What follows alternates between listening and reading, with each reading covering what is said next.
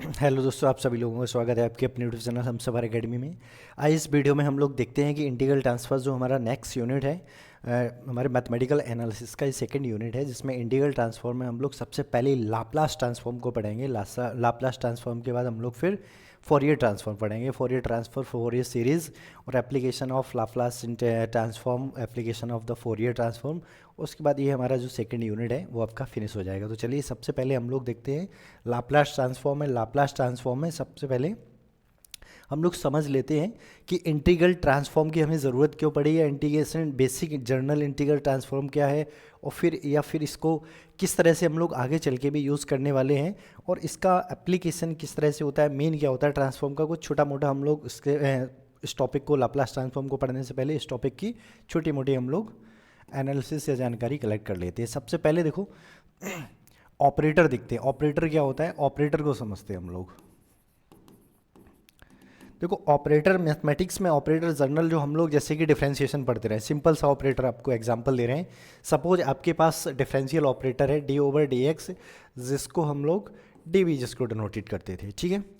और ये क्या करता है, अगर आपके पास सपोज एक 2 डिग्री का पॉलिनोमियल है, एक्स स्क्वायर प्लस एक्स है, ठीक है। ये आपका 2 डिग्री का पॉलिनोमियल है, जिसको क्वाड्रेटिक इक्वेशन भी, क्वाड्रेटिक पॉलिनोमियल भी बोलते हैं हम जिसको। अगर इस पे हम ये ऑपरेटर अप्लाई कर देते हैं, डिफरेंशियल ऑपरेटर, तो इसके रिस्पेक्ट में ये डिफरेंशिएट करके इसको क्या, एक लीनियर इक्वेशन में कन्वर्ट कर दिया। थोड़ा केयरफुली समझना इस बात को, यहाँ से बहुत सारी चीज़ें निकल के आती हैं। मैंने कहा ये आपके पास एक 2 डिग्री पॉलिनोमियल था, और मैंने इस ऑपरेटर को यूज़ किया, यानी डिफरेंशियल ऑपरेटर को यूज़ किया। इसने क्या किया, इस 2 डिग्री पॉलिनोमियल को या क्वाड्रेटिक पॉलिनोमियल को इसने लीनियर पॉलिनोमियल में कन्वर्ट कर दिया है। अगर जर्नल इसकी बात करें तो हम ये पैराबोलिक फॉर्म, अगर इसका हम ग्राफ बनाएंगे एक पैराबोला बनेगा, लेकिन ये यहाँ पर क्या हो गया, स्ट्रेट लाइन। तो इसने क्या किया है, इस ऑपरेटर ने इस 2 डिग्री पॉलिनोमियल को किस में कन्वर्ट कर दिया, किस में ट्रांसफॉर्म कर दिया, सिंगल डिग्री में।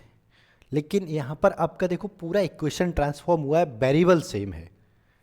इस ऑपरेटर ने इस फंक्शन को ट्रांसफॉर्म किया है। तो ये जो इस तरह के ऑपरेटर है, ये फंक्शन को ट्रांसफॉर्म करती है, बट वेरिएबल हमारा एज इट इज, जो ऊपर वेरिएबल हमारा था एक्स, यहाँ भी वेरिएबल है एक्स। अब हम एक आपके पास इसके बाद एक ट्रांसफॉर्मेशन लेते हैं। ट्रांसफॉर्मेशन देखना, ट्रांसफॉर्मेशन क्या है, ट्रांसफॉर्मेशन जैसे I F T, 0 to x F T D T. Carefully देखना, कुछ छोटी मोटी चीज़ें हैं, बेसिक नॉलेज है हमारा ट्रांसफॉर्म से रिलेटेड। देखो यहाँ पर अगर ये जो फंक्शन है एफ टी, इस फंक्शन को हम इस इंटीग्रल, ये देखो इस तरह से ये ट्रांसफॉर्म दिया है, यह ट्रांसफॉर्म ऑपरेटर है, इसकी हेल्प से ये जो एफ टी दे रखा है ना, इस एफ टी को हम लोग ट्रांसफॉर्म कर देंगे किस, यहाँ से अगर इंटीग्रेशन करेंगे तो ये जो वेरिएबल हमें दिख रहा है एक्स, तो ये जो इंटीग्रल ट्रांसफॉर्म है ये हमारा जो कन्वर्ट हो जाए, सॉरी, ये इंटीग्रल ट्रांसफॉर्म, या जो ऑपरेटर इस वेरिएबल टी को ट्रांसफॉर्म कर देगा वेरिएबल एक्स में। तो देखो यहाँ पर ट्रांसफॉर्मेशन क्या कर रहा है कि इस वेरिएबल टी को एक्स वेरिएबल में कन्वर्ट कर रहा है। लेकिन यहाँ ये ऑपरेटर था, वेरिएबल तो नहीं बट फंक्शन को ट्रांसफॉर्म कर रहा था। तो यहाँ पर हम लोग क्या करेंगे, इसके बाद अगर हम जर्नल आपसे बात करें कि जर्नल ट्रांसफॉर्मेशन क्या होता है, journal integral transform, journal integral transform. Journal integral transform क्या है, जिसको हम लोग टी इस, और जो भी हमारा फंक्शन है एफ टी, और is equal to A to B integration, और यहाँ से के, और जो वेरिएबल टी और इनटू पी और एफ टी डी टी, ये जो आपका ट्रांसफॉर्म लिखा है, दिस इज ट्रांसफॉर्म, ये जो ट्रांसफॉर्मेशन है जो जर्नल आपका इंटीग्रल ट्रांसफॉर्म कहलाता है।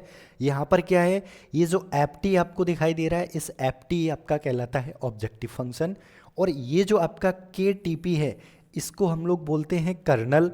और इस फंक्शन को हम क्या करते हैं, इस इंटीग्रेशन, इस जर्नल इंटीग्रेशन ट्रांसफॉर्म की हेल्प से इस पूरे फंक्शन को हम लोग ट्रांसफॉर्म कर देंगे, ये जो वेरिएबल जो आपका पी पैरामीटर है, पैरामीटर के फंक्शन में।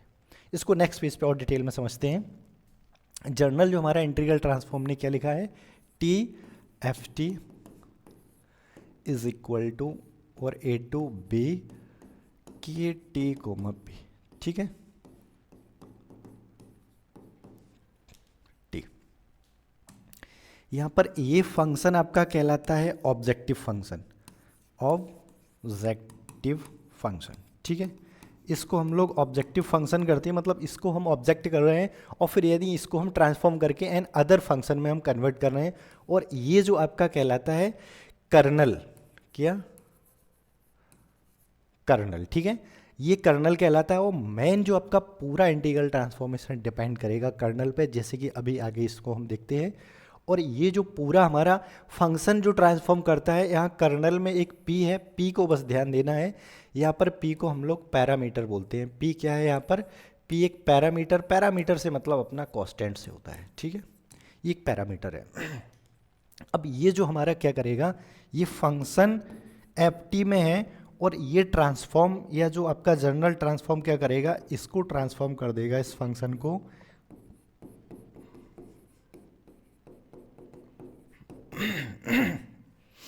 ये जो ट्रांसफॉर्म क्या करेगा, इस फंक्शन को, ये जो पूरा आपका ft में फंक्शन था, इसको कन्वर्ट कर देगा किस में, इस पैरामीटर के फंक्शन में कन्वर्ट कर देगा। ये आपका इंटीग्रल ट्रांसफॉर्म का मेन है कि यहाँ पर एक वेरिएबल से आपको किसी दूसरे पैरामीटर में या दूसरे वेरिएबल में हम फंक्शन को कन्वर्ट कर सकते हैं। अब यहाँ पर ये डिफरेंट डिफरेंट टाइप का आपका कर्नल हो सकता है।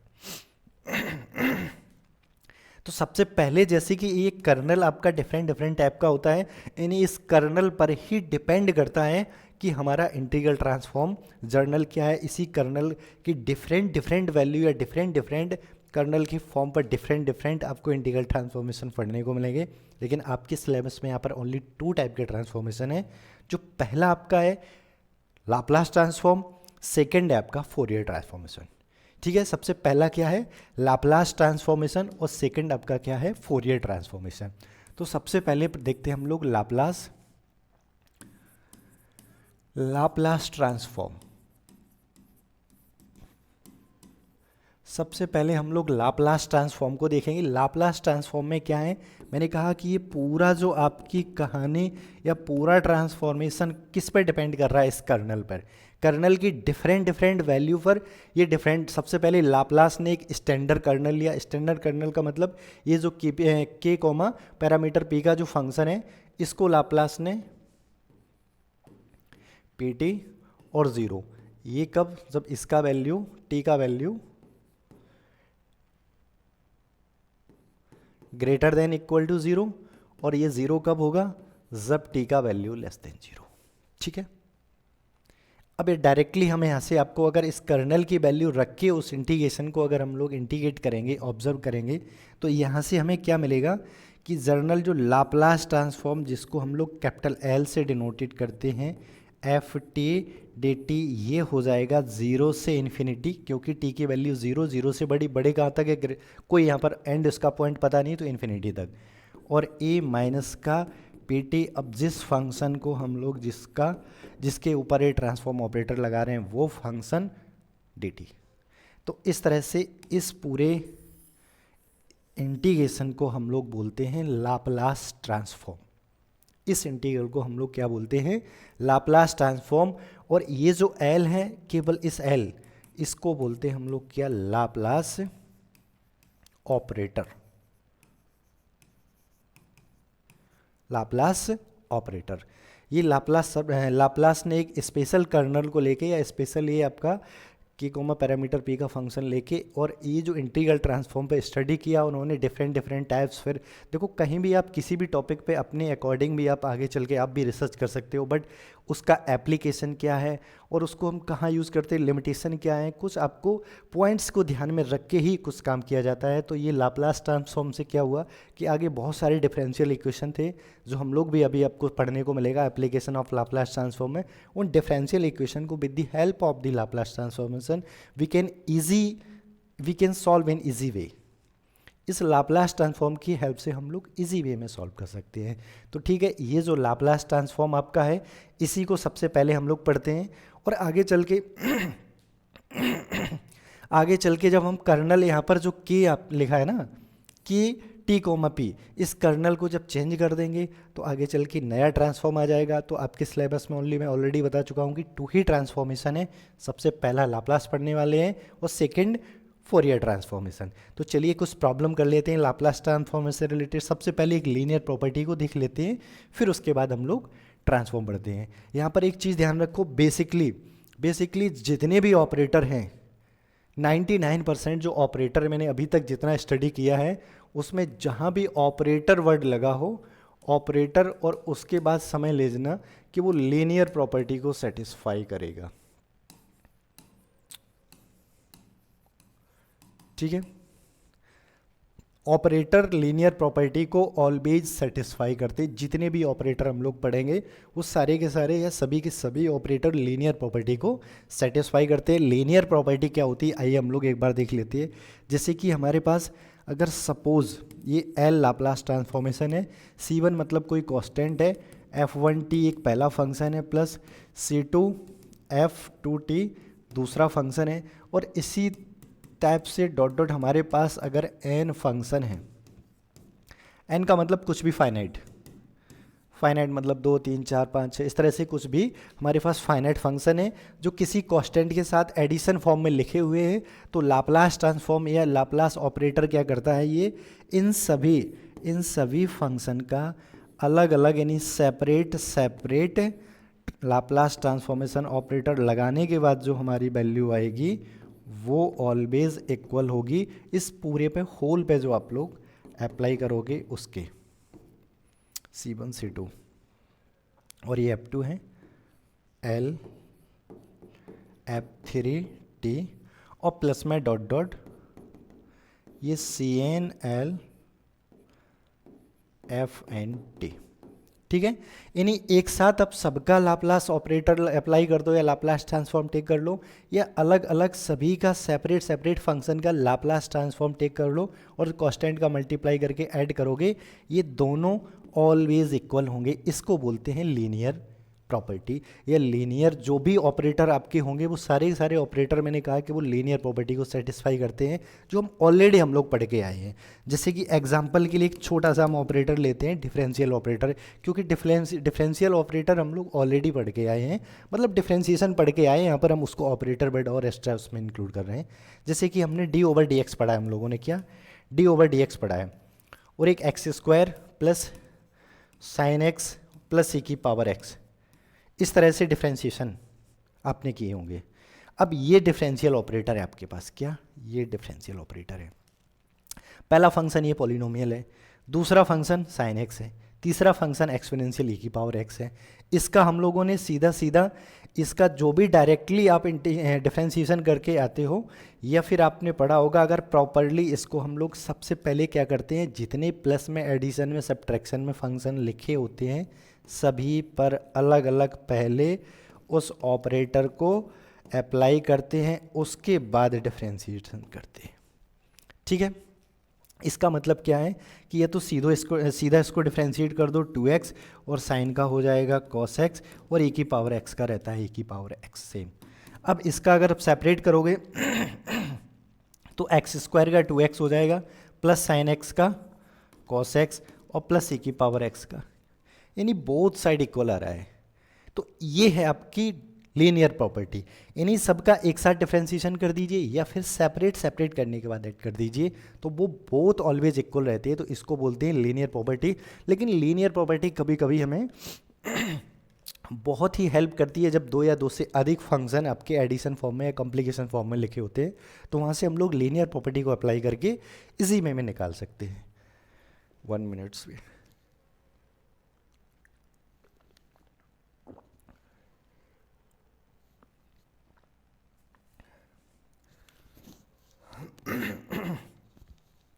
चलिए देखते हैं। तो अब यहाँ से ये हमने क्या देखा है कि लाप्लास ट्रांसफॉर्मेशन या फिर आपका फोरियर ट्रांसफॉर्मेशन हो एंड अदर ट्रांसफॉर्मेशन हो, कोई भी ट्रांसफॉर्मेशन हो या फिर ऑपरेटर हो, all are satisfy linear property.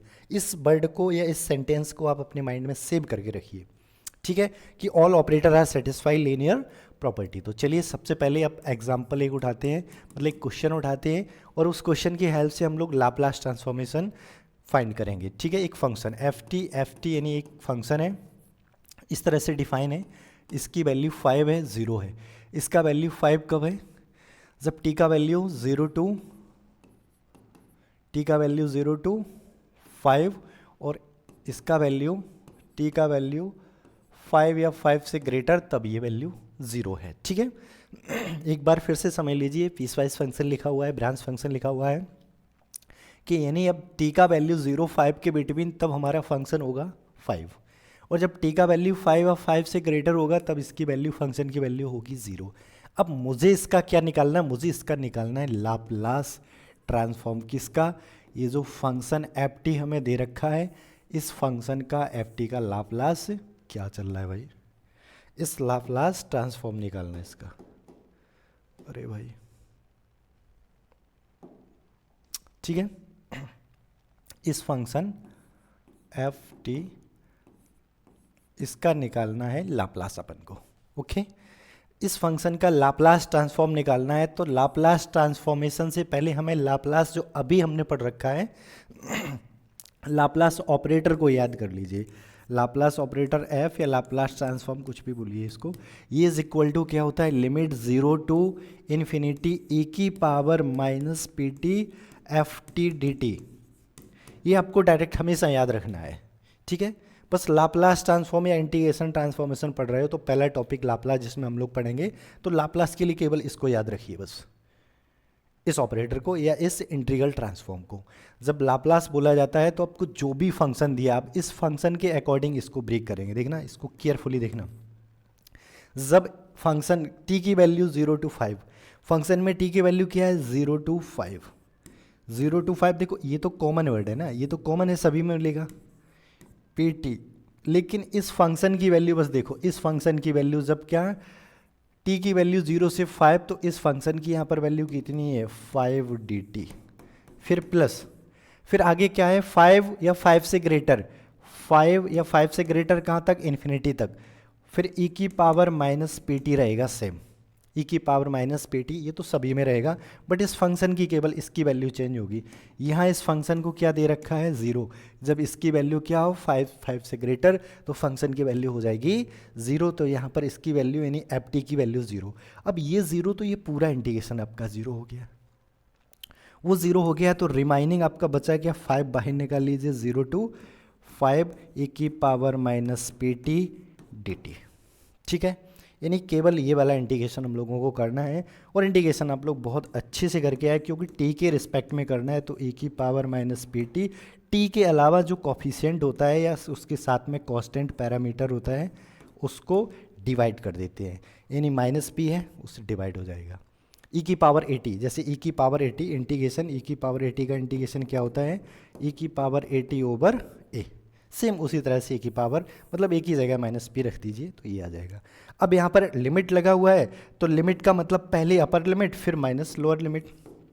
Upper limit रखेंगे तो माइनस e की पावर माइनस का 5t ओवर माइनस का p, सॉरी 5t की तो वैल्यू रखी, p बचेगा। फिर e की पावर जब t की जगह 0 रखेंगे तो माइनस माइनस माइनस प्लस हो जाएगा, तो ये हो जाएगा e की पावर 0 जिसकी वैल्यू 1, ठीक है, और नीचे p है। अब यहाँ से अगर केयरफुली देखोगे, अरे भाई ये डबल डबल माइनस क्यों चल रहा है?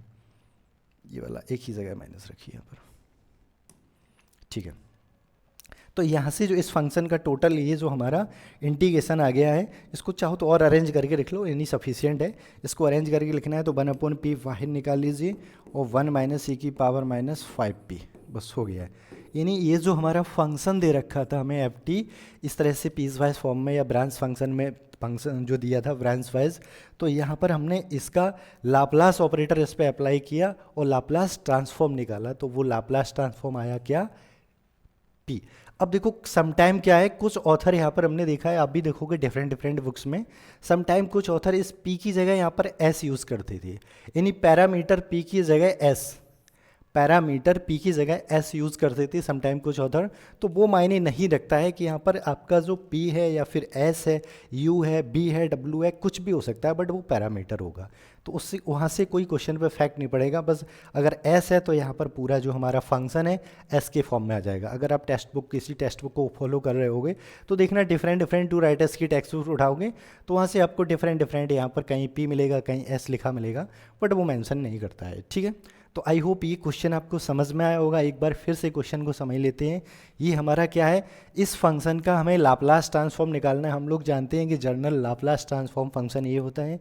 यहाँ पर बस मुझे ये देखना है कि जब टी का वैल्यू 0 से 5 के बीच में है तो इस फंक्शन की वैल्यू है कितनी, 5। तो 0 से 5 लिमिट कर दीजिए, जो भी यहाँ पर लिमिट हो, इसको बस इसको देखना है, इसको पकड़ के रखिए भाई। जब भी टी की वैल्यू 0 to 5 है तो 0 to 5 जो भी आपको 0 to 5, 6, 7 या 1 कुछ भी दिया जाए वो, और इसके सामने जो फंक्शन होगा वो इस एफ टी की वैल्यू ही आ जाएगी। इसके सामने जो फंक्शन होगा वो एफ टी की वैल्यू, प्लस साइन लगाइए। फिर दोबारा देखिए दूसरा जो आपका ब्रांच है उसमें टी की वैल्यू कहाँ से कहाँ तक है, टी की वैल्यू 5 से ग्रेटर मतलब कहाँ तक, तो इन्फिनिटी कर दीजिए। और फिर ई की पावर ये सब में फिक्स रहेगा। इस एफ टी की वैल्यू इसके सामने क्या दे रखी है, 0 रख दो। तो ये पूरा इंटीग्रेशन 0 हो गया, सिर्फ ये बचा है, इसको हम लोगों ने इंटीग्रेट किया तो इस फंक्शन का हमारा क्या आ गया, ये लाप्लास ट्रांसफॉर्म जो कैलकुलेट हम लोगों ने डेफिनेट इंटीग्रेशन को कैलकुलेट करके फाइंड किया है। तो चलिए एक क्वेश्चन और उठाते हैं लाप्लास ट्रांसफॉर्म का, उसके बाद हम लोग चलते हैं कुछ प्रॉपर्टी पढ़ेंगे लाप्लास ट्रांसफॉर्म की। सेकंड क्वेश्चन, चलिए सेकंड क्वेश्चन में एक फंक्शन आपको प्रोवाइड करा रहा हूँ, दे रहा हूँ मैं एक एफ टी, यानी यहाँ पर मैं टी, और टी कब, जब इसका वैल्यू, टी का वैल्यू 0 to 1 हो, और यहाँ पर 0 जब टी का वैल्यू क्या 1 या 1 से ग्रेटर हो। ठीक है, इस तरह से एक फंक्शन दे रखा है आपको, और इस फंक्शन का मुझे निकालना है लाप्लास ट्रांसफॉर्म। तो अपनी कहानी अपनी लाप्लास ट्रांसफॉर्मेशन वाली शुरू कर दीजिए। सबसे पहले लाप्लास ऑपरेटर को एक बार लिख लीजिए। After this you can use the value of function. ठीक है, इसको लिखने के बाद अब देखो 0 से 1 ए की पावर पी टी सभी में रहेगा, बस एफ टी की वैल्यू उसके सामने क्या है, T, okay, D T, plus 0 to 1, 1 to infinity, 1 या 1 से ग्रेटर कहाँ तक, इन्फाइनाइट तक, तो 1 to इन्फिनिटी ए की पावर माइनस पी टी, और एफ टी की वैल्यू कितनी है, 0 डी टी, यानी इसके सामने वैल्यू 0 रख दीजिए एफ टी की। इसको इंटीग्रेट करेंगे, ये आपका टी ए की power minus P T D T वो पूरा हो जाएगा 0। अब इसमें इंटीग्रेटिंग बाई पार्ट यानी खंडसा जिसको हम लोग बोलते हैं उसको अप्लाई कर देते हैं इंटीग्रेटिंग बाई पार्ट को। तो इसमें टी को हमेशा फर्स्ट फंक्शन, और ई की पावर माइनस पी टी है, इसको सेकंड फंक्शन मानेंगे। और फर्स्ट सेकंड फंक्शन आप लोग 11 12th में ऑलरेडी पढ़ के आए होगे, एक वर्ड पढ़ा होगा अपने हाईलाइट करके। ठीक है, अगर आपको याद हो ठीक है, नहीं तो मैं एक बार फिर से आपको रिमाइंड करा रहा हूँ। इस आइलेट में जो लेटर पहले आ रहा है उसको हम लोग जो integrating by part rule apply करते हैं उसमें उसको फर्स्ट फंक्शन कंसीडर कर सकते हैं, करते हैं। ये जो फर्स्ट आई है, आई का मीन क्या होता है, इनवर्स ट्रिग्नोमेट्रिक फंक्शन। यानी कहीं भी अगर आपके पास 2 या 2 से अधिक फंक्शन लिखे हुए हैं और उसमें आप इंटीग्रेटिंग पार्ट अप्लाई कर रहे हो तो उसमें इनवर्स ट्रिग्नोमेट्रिक फंक्शन को सबसे पहले मानना है। ठीक है, फिर उसके बाद अगर फंक्शन जो भी है लॉगरिथम उसके बाद, फिर उसके बाद ई का मतलब एल्जेब्रिक, टी का मतलब ट्रिग्नोमेट्रिक, और ई का मतलब एक्सपोनेंशियल। यानी जो फंक्शन जो यहाँ पर लेटर बाद में आ रहा है वो लेटर जिस फंक्शन को रिप्रेजेंट कर रहा है वो सेकंड, और जो लेटर पहला आ रहा है वो जिस फंक्शन को रिप्रेजेंट कर रहा है वो फर्स्ट फंक्शन। तो अगर इसके हाईलाइट के अकॉर्डिंग देखें हम तो टी क्या है, एल्जेब्रिक फंक्शन, टी या मतलब टी स्क्वायर टी क्यूब, ये पावर वाले सारे एल्जेब्रिक हो गए। ठीक है, एल्जेब्रिक यानी ए पहले आ रहा है, और ई की power minus P T exponential मतलब ई बाद में आ रहा है। तो पहले एल्जेब्रिक आ रहा है, ई बाद में आ रहा है, तो एल्जेब्रिक को हम लोग क्या फर्स्ट फंक्शन और जो एक्सपोनेंशियल को सेकेंड फंक्शन ट्रीट करेंगे। ठीक है, अब इंटीग्रेटिंग बाई पार्ट यानी खंडसा होता क्या है कि first function as it is रख दीजिए, सेकेंड फंक्शन का इंटीग्रेशन कर दीजिए, इसका इंटीग्रेशन ये हो जाएगा, और इसमें अगर आपका डेफिनेट इंटीग्रेशन है तो लिमिट लगा दीजिए। ठीक है, माइनस इंटीग्रेशन, फर्स्ट फंक्शन का डिफरेंशिएशन, टी का डिफरेंशिएशन 1 हो जाएगा, और सेकंड का इंटीग्रेशन, ठीक है, माइनस पी, और पूरे का इंटीग्रेशन। ये रूल होता है इंटीग्रेटिंग बाई पार्ट का, यानी first function as it is, second का इंटीग्रेशन माइनस फर्स्ट का डिफरेंशिएशन, सेकंड का इंटीग्रेशन इनटू होल का इंटीग्रेशन। तो इसके अकॉर्डिंग अब इसमें लिमिट रख के जो भी है हम इसको सिंप्लीफाई कर लेंगे और सिंप्लीफाई करके जो भी आ जाए वो हमारा रिक्वायर आंसर। तो चलिए सबसे पहले टी का वैल्यू 1 रखते हैं, 1 रखते हैं, यहाँ पर ये 1 हो जाएगा, ई की पावर क्या मिल जाएगा, ई की पावर माइनस का पी ओवर माइनस पी, और फिर इसके बाद 0 रखेंगे तो ये हो जाएगा पूरा 0, तो उसे लिखना ही नहीं है। अब ये माइनस पी को बाहर निकाल देंगे, 1/1 प्लस पी हो जाएगा, और इसका इंटीग्रेशन करेंगे minus P T over minus का पी और लिमिट 0 to 1। ठीक है, इसको और सिंप्लीफाई करके रख लीजिए, जो भी आ जाए वो आपका रिक्वायर आंसर, या फिर हम डायरेक्टली इसको और सिंप्लीफाई कर ही देते हैं। ये जो आपका क्या हो जाएगा माइनस ई की ठीक है माइनस माइनस ई की पावर माइनस पी और ओवर पी, और यहाँ से इसको बाहर निकालेंगे तो -1/p² हो जाएगा ब्रैकेट में ई की पावर माइनस का p और फिर उसके बाद 0 यानी दैट मीन 1। ठीक है, तो इस तरह से ये जो हमारा एफ टी यानी फंक्शन दिया था इसका लाप्लास ट्रांसफॉर्मेशन ये जो मैंने लिख रखा है यहाँ पर, this is require Laplace transform of the given integral. तो इस तरह से देखो इंटीग्रेशन आपको अच्छे से आता होगा, यानी और नहीं आता है तो फिर भी थोड़ा प्रैक्टिस कीजिए, कुछ भी नहीं है, एक बार 12th का बुक उठाइए, उसमें जो भी आपके जितने भी डिफरेंट कैटेगरी या टाइप ऑफ इंटीग्रेशन दिए एक बार पढ़ लीजिए, और इस टाइप प्रत्येक टाइप का आप एक एक दो क्वेश्चन प्रैक्टिस कर लीजिए, आपको इजी वे में समझ में आ जाएगा और इस तरह के इंटीग्रेशन होने भी लगेंगे। कोई ऐसा हार्ड एंड फास्ट रूल नहीं होता है, लेकिन आप एक चीज़ और देखोगे, नोट करोगे, अगर आप जैसे ग्रेजुएशन में आ चुके हो, ग्रेजुएशन के बाद 11th 12th या उससे लोअर स्टैंडर्ड का आप अगर कहीं मैथमेटिक्स या कोई भी सिलेबस उठा के देख रहे हो तो अब थोड़ा इजी फील होगा। उसमें आपको बहुत सारे क्वेश्चंस जो उस समय समझ में ही नहीं आ रहे थे, अब इस स्टेज पर जब आप उस टाइप की प्रॉब्लम्स को देखोगे तो आपको देखते ही बहुत सारे आइडियाज़ आ जाएंगे, नहीं आपको लगेगा अरे ये तो बहुत सिंपल टॉपिक था। तो आप जब भी इंटीग्रेशन को दोबारा उठा के देखोगे या जो भी ओल्ड सिलेबस है उसको आप जब अगेन आप उसको रिवाइज करोगे तो उसमें आप देखोगे कि आपको बहुत सारी चीज़ें बहुत डिफरेंट वे में या आपको इजी वे में समझ में आ रही हैं।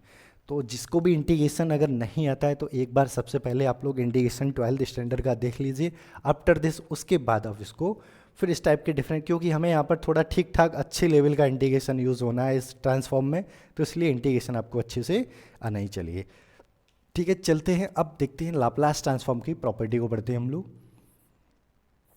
Properties of Laplace transform, properties of Laplace transform,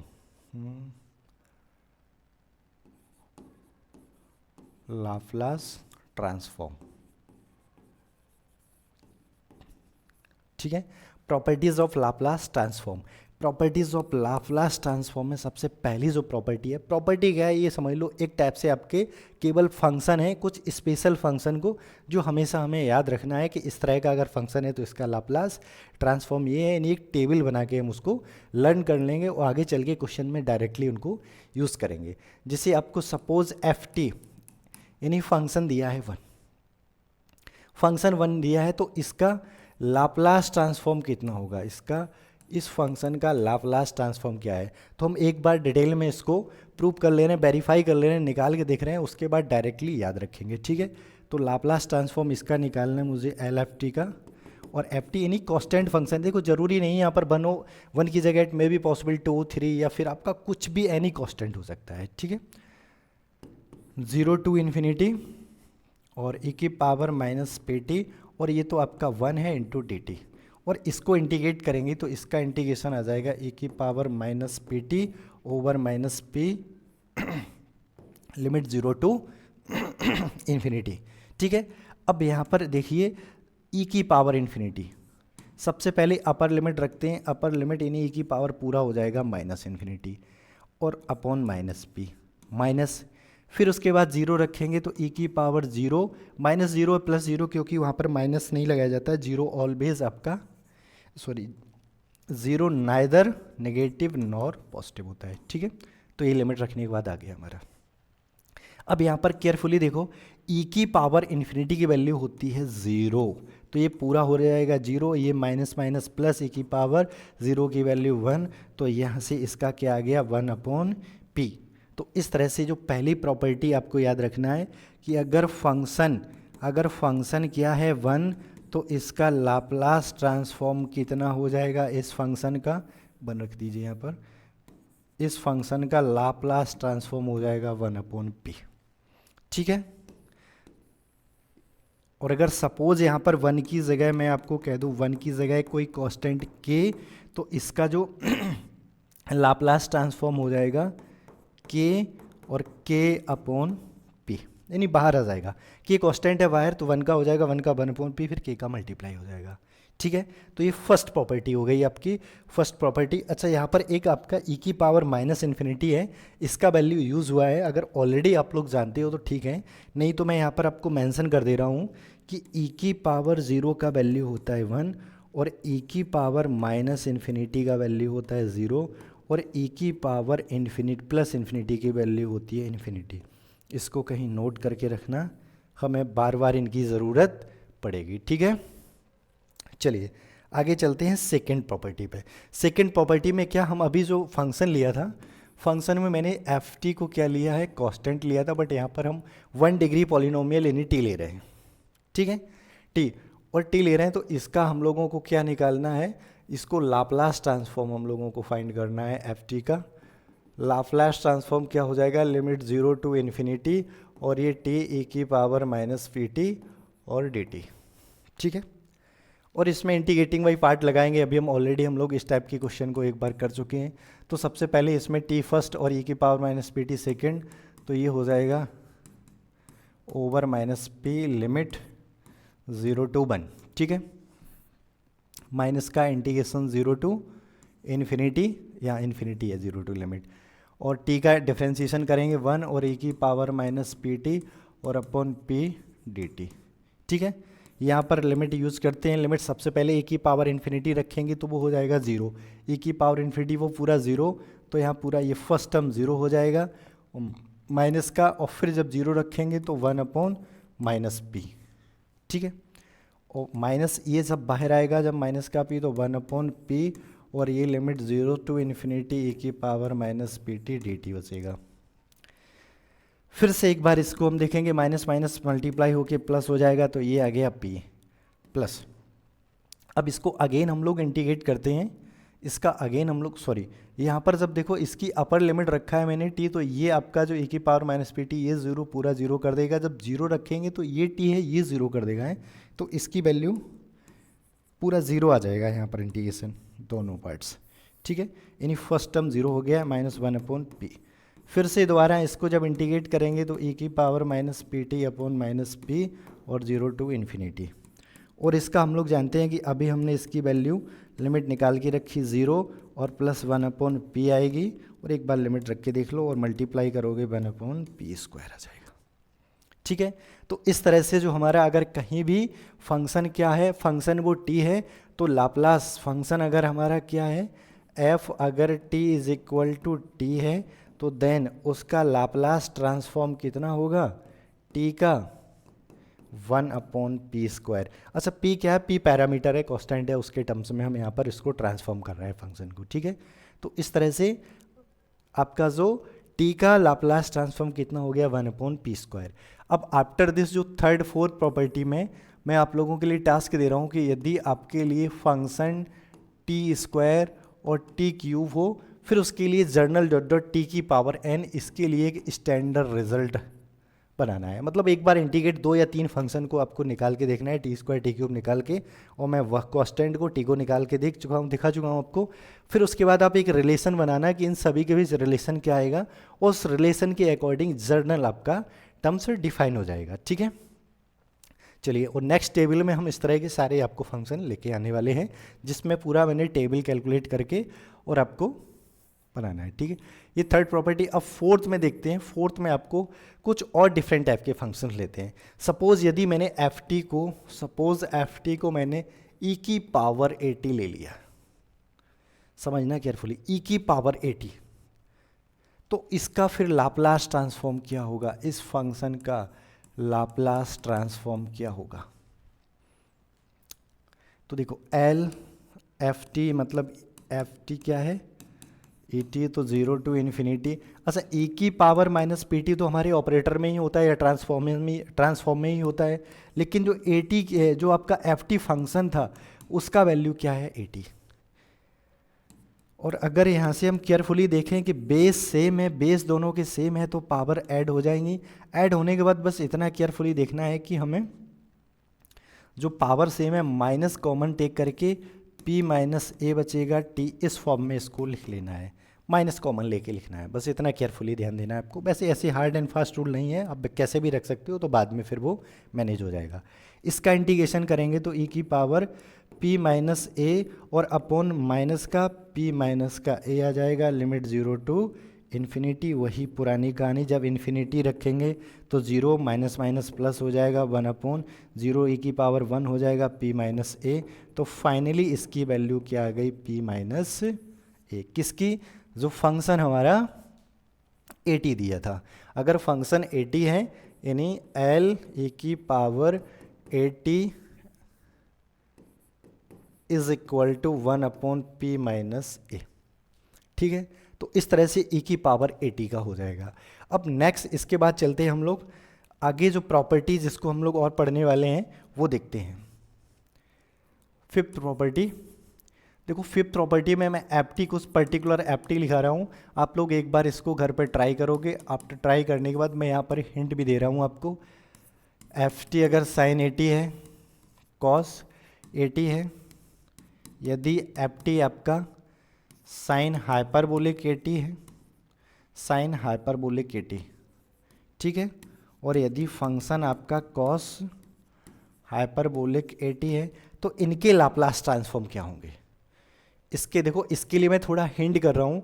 sign को हम लोग क्या लिख सकते हैं, साइन को हम लोग लिख सकते हैं साइन 80 को क्या, e की पावर आयोटा 80 माइनस e की power minus iota 80 upon 2 iota. ठीक है, एक्सपोनेंशियल फॉर्म में हमने इसे ब्रेक कर लिया है। एक्सपोनेंशियल फॉर्म में ब्रेक करके हम साइन को इस तरह से मैनेज कर सकते हैं। और e की पावर जो अभी 80 हमने ऑलरेडी पढ़ रखा है, तो उसको अप्लाई कर दो। 80 की जगह आयोटा 80 है वो रख दीजिए, और 2 आयोटा कॉन्स्टेंट है तो टोटल बाहर कर लीजिए। ठीक है, तो आई होप इसको आप लोग कर सकते हो। सिमिलरली हम कॉस 80 को भी क्या लिख सकते हैं, e की पावर आयोटा t माइनस, इसमें प्लस होता है, ठीक है, और अपॉन में केवल 2 होता है कॉस में। अब इसका देखते हैं साइन 80, साइन 80 क्या होता है, सॉरी हाइपरबोलिक में क्या होता है, माइनस 80, इसमें आयोटा नहीं होता है, हाइपरबोलिक में आयोटा नहीं आता है e की पावर में। ठीक है, इसी तरह से जो कॉस है, कॉस का ये हो जाएगा बीच में प्लस अपॉन 2। तो ये जो साइन कॉस फंक्शन है, इसके मैंने एक्सपोनेंशियल फॉर्म आपको दे रखे हैं। एक्सपोनेंशियल फॉर्म अगर आपको पता है तो एक्सपोनेंशियल फॉर्म के बाद आप इजी वे में कैलकुलेट कर सकते हो लाप्लास ट्रांसफॉर्म। तो आई होप ये जो आपके पास जो मैंने 4 ट्रिग्नोमेट्रिक फंक्शन दे रखे हैं, इन सभी 4 ट्रिग्नोमेट्रिक फंक्शन का एक बार आप लोग घर पे लाप्लास ट्रांसफॉर्म निकालोगे। लेकिन इसकी जो कंबाइंड टेबल है वो हम नेक्स्ट वीडियो में आपके लिए लेके आएंगे। और यहाँ से आपको इसीलिए मैंने ऑलरेडी कुछ छोटा मोटा टास्क दे रखा है, अगर इसको आप लोग घर पे एक बार अचीव कर लेते हो यानी पूरा कर लेते हो तो लाप्लास ट्रांसफॉर्म आपका बहुत ही इजी होने वाला है। और फिर इन फंक्शन को एज अ जो मैंने लिखे हैं और इससे पहले जो प्रॉपर्टीज़ की हैं उसको हम एज अ फॉर्मूला यूज़ करने वाले हैं आगे चल के लाप्लास ट्रांसफॉर्म में। तो इस वीडियो में बस इतना ही, एक बार इस टास्क को इसको आप लोग घर पर कंप्लीट करोगे। इसके बाद नेक्स्ट डे मिलते हैं नेक्स्ट वीडियो के साथ, तब तक के लिए नमस्कार, थैंक्स फॉर वॉचिंग।